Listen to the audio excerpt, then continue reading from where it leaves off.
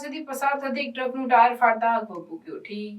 ગોધરા શહેરના અમદાવાદ હાઈવે માર્ગ પર આવેલ દરુનિયા પાસેથી વહેલી પરોઢે એક ટ્રક ભોપાલથી અનાજનો લોડ ભરી ભુજ જઈ રહી હતી ત્યારે દરુનિયા ગામ નજીક હાઈવે માર્ગ પર ટ્રકનું ટાયર ફાટતા આકસ્મિક આગ ભભૂકી ઉઠી હતી અને હાઈવે ઉપર અફરાતફરીનો માહોલ સર્જાયો હતો, જેથી ટ્રકના ચાલકે તાત્કાલિક ગોધરા ફાયર બ્રિગેડને જાણ કરતા ફાયર બ્રિગેડના જવાનો તાત્કાલિક ઘટના સ્થળ ઉપર પહોંચી ટ્રકમાં પાણીનો મારો ચલાવી આગ ઉપર કાબુ મેળવ્યો હતો। આગના બનાવને કારણે સ્થાનિક પોલીસ પણ ઘટના સ્થળ પર દોડી આવી હતી। ટ્રકના પાછળના ટાયરમાં સૌપ્રથમ આગ લાગ્યા બાદ ટ્રકના પાછળના ભાગમાં આગ પ્રસરી જવા પામી હતી।